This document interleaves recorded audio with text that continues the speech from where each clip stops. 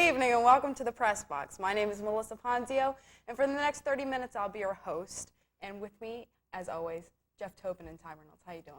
We're doing good. Okay. Happy for the weekend. Yes. Definitely. Yes. Let's start things off with Georgia football. What will the future hold for Garrison Hearst? Well, I think Garrison's going to enter the draft. This knee thing he's had is obviously going to be a problem for him. They diagnosed it, but they don't really know when it happened. He thinks that it possibly happened when he was young. Georgia doctors think it might have happened back in 1991 when he had a hyperextension, a small injury. I don't think anybody who tried to catch him last year would think he had any problem running the football. He had a tryout in Athens yesterday for a lot of NFL scouts and assistant coaches, and they all said he did well. He ran like a 4.42 40 and a 4.38 40, I believe. Not quite his best time, but he did really well. Thurman Thomas had a similar injury a few years ago when he was put as suspect in the draft, and Thurman Thomas has had no trouble running the football or catching the football. So I think Garrison's gone. I mean, all this talk about him possibly reapplying to school, I think is ridiculous. I agree. I think he's gone. Last week we hit on this, and I want to hit on it again to get your opinion on this, Jeff. But he has a couple of options here to look at. But everything weighs in going for the NFL in the draft. If he's got a hurt knee, and if he does need surgery, which apparently right now he may not need it because he did really well in those tryouts. If he does go to the NFL, he's got the problem of the low salary, and he may still be a first-round draft choice. He might just want to go ahead, get the surgery over with, get it done, get it out of the way of his career, and say, that's it, now I'm ready to play football his sophomore year in the pros. So I think he's gone. Do you think his eligibility will be restored if he asks? This has never happened before. I mean, there's been talk about it happening, but it's never happened before. And for this simple fact, I think you're going up against it if it's never happened before. You have no precedent. Yeah, you can set a precedent, but if you look at what he has to do, okay, let's say he decides, okay, I'm going to go ahead and get surgery, sit out a year, and then play a year, my senior year at Georgia. So he's taking 2 years. People are going to forget about Garrison Hearst in 2 years, and people remember him right now. If he's smart, he's going to sit there and say, I'll take my money. I might not be a top 5, top 10 pick, but I'm probably going to be a lower first-round pick, high second-round pick. He's going to make a lot of money either way. He doesn't need the surgery right now. Nobody has said he needs it. He has a little damage in there, but most football players do have a little damage somewhere in their body, and he doesn't need it. So I think he'd take the money and run. Yep, so do I. As for the NCAA giving him eligibility back, that would really be a hard call. And personally, I don't think it would happen. Like Jeff said, it really hadn't happened before. Although Garrison Hearst is a big public figure now, he was in the Heisman race last year. It would be good for exposure. But if I had to answer that yes or no, I would say no. And I think he's gone. Plus, the NCAA here in the last meeting talked about possibly, this is both football and basketball, talking about a player can declare that he's eligible for the draft, and then if he doesn't like where he gets drafted or not get drafted, reapply and come back to school. At first, the coaches were really against this when they first brought it up a few years ago, but now it's getting a lot more support. Personally, I think if a player says, I'm going to the NFL or the NBA, see you. Good luck. I agree. If you don't make it, I mean, you're taking a risk. Really, if you're a player and you think you're good enough, you need to get drafted in the first couple rounds in football and the first round in basketball, or it's not worth your time because you're going to miss out on a lot of money, in my opinion. I agree. Okay, well, for those who want to call in with their questions, comments, or criticisms, we are live, and the phone number here is 873-6713. Let's move on to college basketball, and again, the number 1 and 2 were knocked down. Well, this seems to be some type of contagious disease being number 1. But Indiana is in a really tough conference, and here they are. They cruised into St. John's Arena up there at Ohio State. And Ohio State shot very well from the three-point area. They shot like 46 or 47% from the three-point field. Indiana was around 21%. Everything else in the game was basically statistically even. But when you give that advantage to Ohio State in a home game, it's one that they can win, and they did win it. Well, Indiana had 3 games that were really tough. They should have lost the Penn State game if you want to go back a couple weeks. I mean, horrible call. The official admitted it later. The Big Ten officials admitted it. I mean, it was a horrible play. They escaped with their lives in that one. Then they played a very good game against Michigan at home and really blew them out in Bloomington. and then they go into Ohio State. I mean, that's really a tough, if you think about it. Before Michigan, they were down. They played Michigan, they played great. After Michigan, they were down. And, I mean, they played two teams around Michigan that they should have easily defeated and weren't able – well, you know, they barely beat Penn State, and then they lost to Ohio State. And then you have Kentucky, of course, who, you know, that was a tough game. I mean, I really couldn't conceive Kentucky losing to Tennessee. I mean, Tennessee is not a very good team this year. They've got Allen Houston, who's a marvelous player and is going to be an NBA lottery pick probably. But outside of that, they're very weak. But, again, that's the great thing about college basketball is anybody can beat anybody on certain occasions. Kentucky never plays well in Knoxville, it appears, and so after Tennessee won over there at Barnhill against Arkansas, I mean, there was some credibility there. They found a little confidence in themselves, and apparently that's all Wade Houston needed. Plus his son. That does help. Yeah, definitely. Kentucky is losing their best player this year. How will this affect them next year? Well, it'll definitely affect their front court.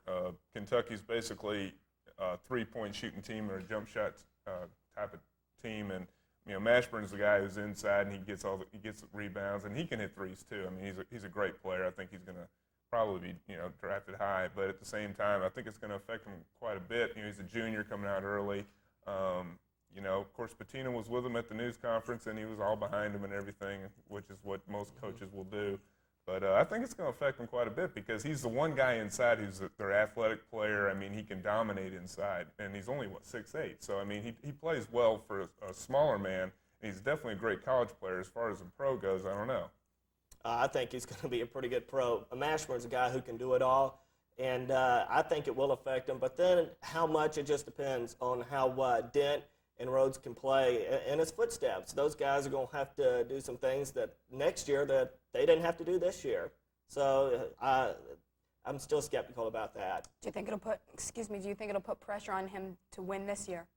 Almost definitely, and Kentucky definitely has to be one of the top 5 or 6 teams to be considered to go all the way this year. As far as the SEC goes, the only team, in my opinion, who's going to make the Sweet 16 and further from that point. You can take other teams. Indiana's one, Michigan, North Carolina, maybe Arizona, although Arizona usually falls to the teams east of the Mississippi River. So, definitely, though, this is definitely going to be Kentucky's year, I think. I think Kentucky's going to be more than a Sweet 16 team. I think they're going to be a Final Four team. I predicted that on a show several weeks ago, and I'm going to stay with that. Even though they had this loss, I think that that's a great basketball team. So you don't think the losses will affect either Kentucky or Indiana? For the tournament coming up, the big dance, no, I don't think so. If Indiana goes out there and does what they need to do and just take care of business in the Big Ten, they have a game at Minnesota this Saturday. That may be a little snake pit for them to play in. If they get by that game, then I think they'll go undefeated the rest of the way, and I think they'll hold on to the number 1 seed in the Midwest. Kentucky, hey, the SEC tournament's in Lexington. I don't need to say any more. They're going to win that tournament. Well, yeah, you have 2 ways of looking at that, too. Kentucky has the SEC tournament to help get prepared for it. Indiana doesn't have, the Big Ten doesn't have the tournament.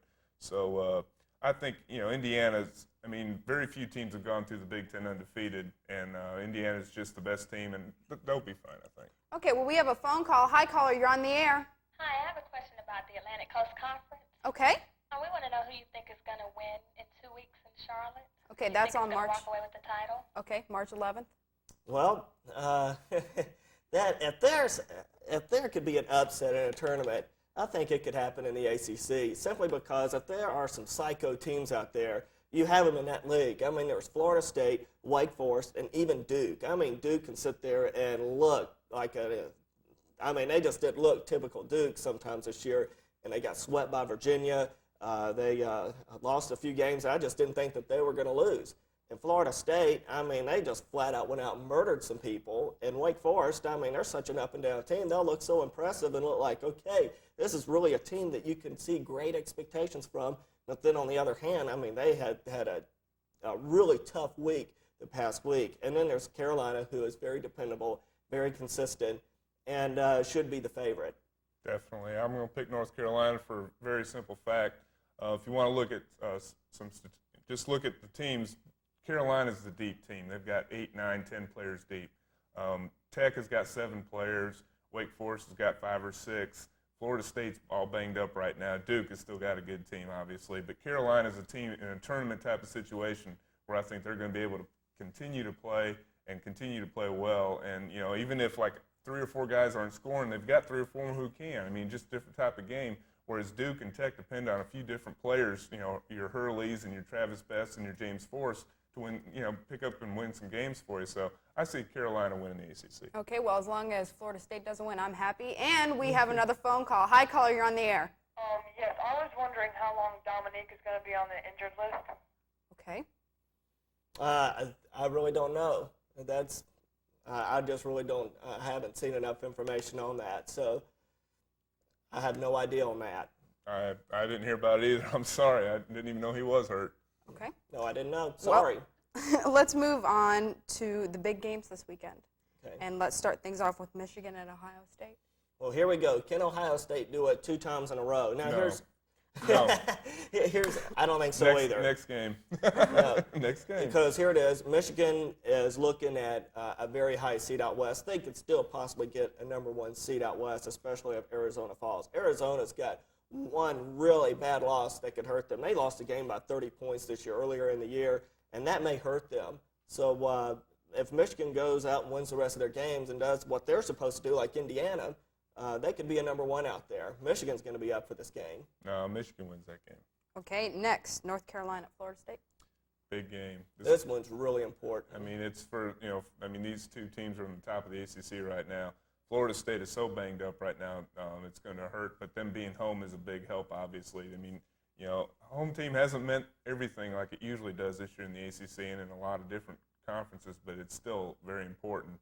You know, they came from North Carolina came from, you know, from South Carolina to beat Florida State last time when they played in North Carolina. So I mean, FSU's still got that on their minds, but this is going to be a very interesting game. I agree, and this game has a whole lot of importance for more than one reason. I mean, these teams want to get the number 1 seed for the ACC tournament coming up. For North Carolina, it means a little bit more. They want to get that number 1 seed in the East, and it's theirs. It's theirs to lose. It's Carolina's right now. The Big East is down. Usually the Big East tournament champion gets the number 1 seed in the East. That's not going to happen this year. It's Carolina's, and this is going to mean a whole lot to them. They want that number 1 seed badly. Yeah, I see North Carolina win that game. Okay, Virginia at Wake Forest. Wake Forest, I think, will win that game. Virginia had a lot of success early. They beat Duke twice, but they came in here and didn't play a very good game against Tech, although Tech played a very good game to beat them. I mean, you're talking Tech and Wake Forest and Virginia being, you know, maybe a little bit underneath Duke and North Carolina and Florida State this year. You know, 4, 5, and 6, or maybe 3, 4, and 5 in the conference. So generally, you have to favor the home team here. So I go with Wake. Wake Forest needs to get it together, and they need to get some momentum going for this ACC tournament. They've been getting out-rebounded in their last couple of games. They just had a tough loss to Clemson, and they were out-rebounded in that game. Wake Forest has got to get some outside shooting going to sit there and open things up in the middle for their big man. And if they don't, teams are just going to pack it in that 2-3 zone just like Tech did to them and eat them up. And Wake Forest really can't afford for that to happen. And their forte is hitting the boards hard and getting rebounds, and they haven't been doing that lately. Okay, for those of you who want to call in with any questions, we are live, 873-6713. Tech had a good week. Does this mean that they're secured for the NCAA? I don't think there's any doubt about it. This was a great week for Georgia Tech. I mean, going back a little bit, they had a big win at Richmond. Richmond really bothers that school a lot. Why Bobby Crimmins schedules these guys home and home, I have no idea why. That was a great win for him. Getting the win at Wake Forest, I never thought that they would win that, but then they didn't have very many turnovers, and Wake Forest didn't shoot the ball well against them. And Tech just packed that 2-3 zone in and beat them pretty easily, as it looked. Well, the ACC this year has been a lot more balanced as far as, you know, Wake came into Tech and just obliterated them. But now Tech went out there and beat Wake. And Tech is definitely in the tournament without a doubt. They are in the ACC. They're in the final 64. Excuse me. They're gonna, you know, they're definitely a good team this year. They've got a lot of talent. I mean, there's a lot of untapped talent on that team. They have a lot of potential. And Tech's a team, again, we were talking about earlier, who a team might sneak up and win this ACC tournament. Tech's one of those teams. They have enough talent to do it. Okay, well, we have a phone call. Hi, caller, you're on the air. Hello, how you doing? Fine, how are you? Pretty good. Good. I have a question for all 3 of you. If I wanted to know if the season were to end today, who would you all pick? Each one of you pick for your player of the year for college basketball. Good question. Wait, before, are you a big basketball fan, or did we hang up? Okay, I'm sorry. Go ahead. Okay, well, that is a great question. Personally, my pick is Calvert Chaney. Indiana has, they don't have much depth, and it seems that whenever there's always a couple of players that don't play big for them, but somehow they always seem to pull things through. Calvert Chaney's always been consistent. He's the man to go to. Here it is, Indiana had somewhat of a crisis with Allen Henderson being hurt for the Purdue game. And so Bobby Knight goes to a three-guard starting lineup, and Chaney's out there with these big guys basically by himself and, with Matt Nover, and they win by 15. He's just very valuable to his team.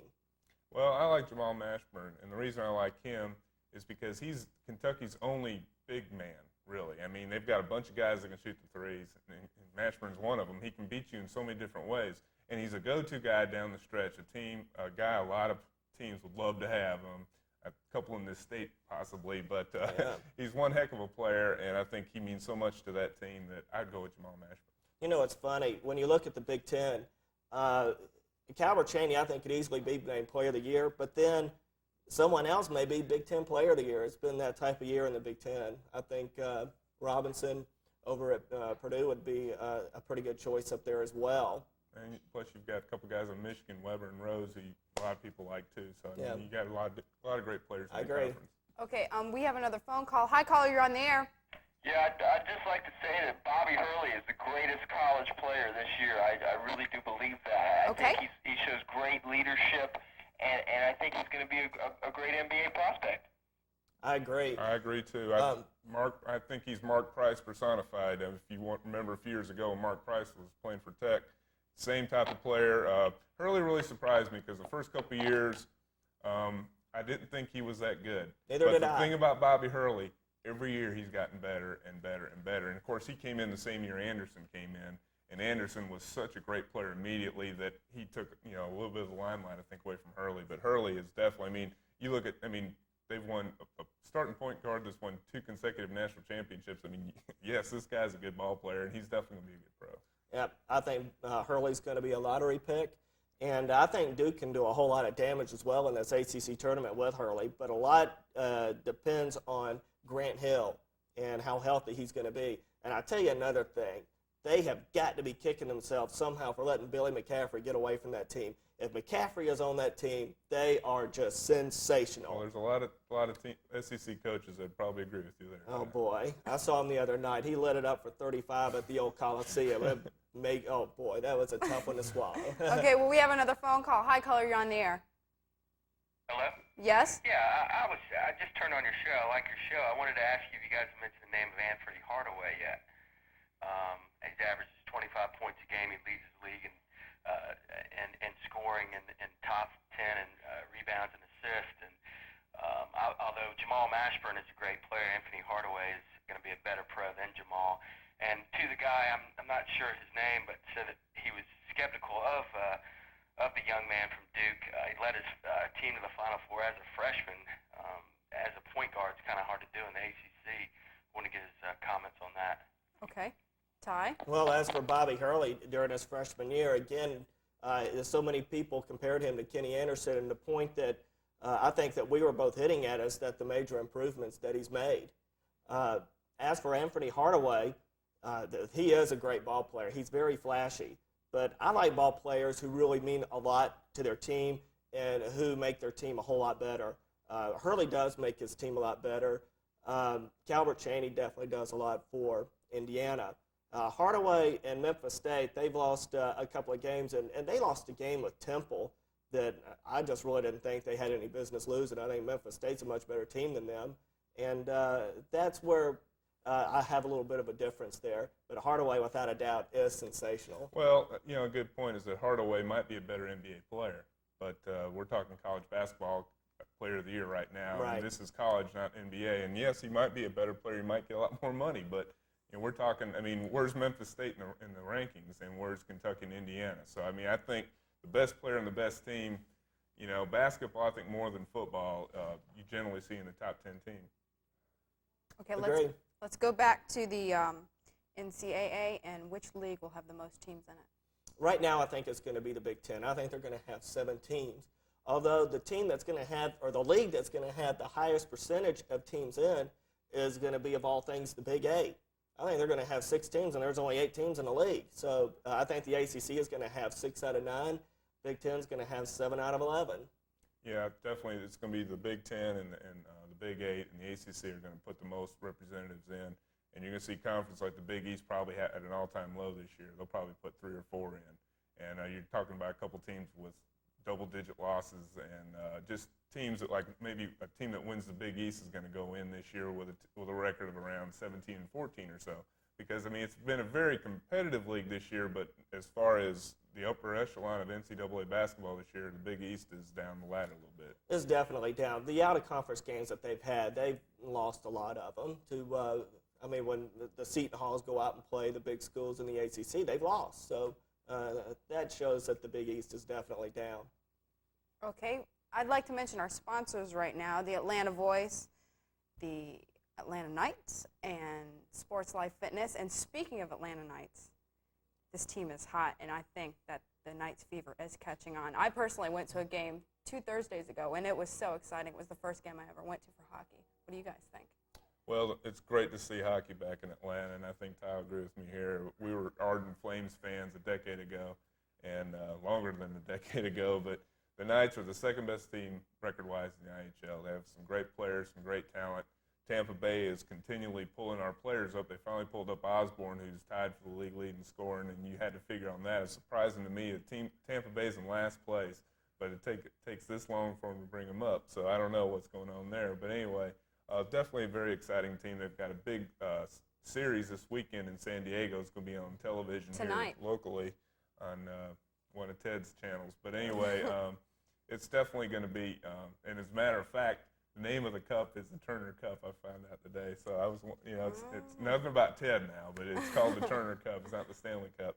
But anyway, I can't wait. I mean, it's great to have hockey back. Their attendance is over 6,000 a game, and it's like 4th in the league, and they're doing really well. Now I can see Ted Turner thinking, "Oh, the Turner Cup now. Maybe I need to buy this team now." Put it on TNT or There you something. go. Yeah, but Well, we have a phone call. Hi, caller, you're on the air. How you doing? Fine, how are you? I was just wondering who you think the best baseball player is ever, and I think you're kind of cute. Oh, thank you very much. Best baseball player, he said. Best baseball player. Did he say ever? I believe he said ever. Let's just take it at that. And Ty go. Cobb next. I like Babe Ruth. Hank Aaron. Okay, next. I know that's a very difficult question. Yeah. You can take hours to answer that. Okay, well, since we're on the baseball tip, let's go on and talk a little bit about the Braves since we only have 5 minutes left in the show. All right. Well, Jeff, one of the things that's been stirred up lately here has been talks about Ronnie Gant and possibly him being on the trade market, and I think that's crazy. I think that's a bunch of hogwash. First of all, the guy had a bad ending to a season last year, so his stock is going to go down. You really don't like to trade players who are 30-30 type players who just had one bad half of a season, and I just don't see that. I think Ronnie Gant could come out and hit 25 home runs and steal 35 bases and potentially be another 30-30 man this year. Oh, most definitely. I mean, the guy's got all kind of talent, and you really need 4 outfielders, 5 outfielders to go a whole 162-game campaign. I mean, you've got Justice, you've got Sanders, Nixon, and Gant. Okay, there's 4 solid outfielders. Now, you never know what Dion's going to do. I mean, he might decide, well, the Falcons look pretty good this year. I'm going to go play football. Or the Hawks, maybe. You never even know. Yeah, I mean, exactly. He's going to be the Knights. He could be an outstanding, right wing. But anyway, the thing is, you have to have 4 solid players, and you're talking about Otis Nixon, who's in his mid-30s. Justice has had career injury problems.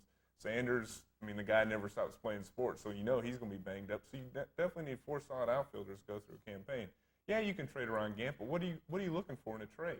A closer, okay. Who's going to give up a closer for an outfielder? Nobody. Okay. You need to keep Ron Gant. You need to keep him in the lineup, and you need to keep him playing. And I think Gant is a lot of people say, well, Deion Sanders is a better outfielder. Deion Sanders is faster, but Deion Sanders is not going to hit 30 home runs a year. He's not going to do it. But he You- could. We'll ask him. But anyway, Ask the shoe company. but the key thing is, is we need that power in the lineup because we don't have a lot of power. I mean, we've got guys who can hit 15 to 20 home runs, but you're playing in Atlanta Stadium, and Houston comes in here and hits home runs. I mean, everybody hits home runs in Atlanta, and I think you need Ron Gann in the lineup. So do I. We have a phone call. Hi, caller, you're on the air. Hello? Hello? I was just wondering if there's any way they could put Dave Justice at first, and so they could play the three in the outfield. Okay. Well, I mentioned that last week where I was thinking that maybe they could slide Justice over to first base some. Jeff, I know you really don't like that idea. You really like Sid Bream and that defense a lot. But I just get excited when I think of an outfield and getting a lineup with Otis, Dion, and Ronnie Gann in the same lineup and all the havoc they could cause for the pitchers and the catchers and all the hit and running you could do with that type of team. To me, it would be a lot of fun to watch. I'd like to see them fool with that a little bit and see what happens. Well, the only problem you got there is you've already got Brian Hunter and Sid Bream over there. You've got a solid rotation.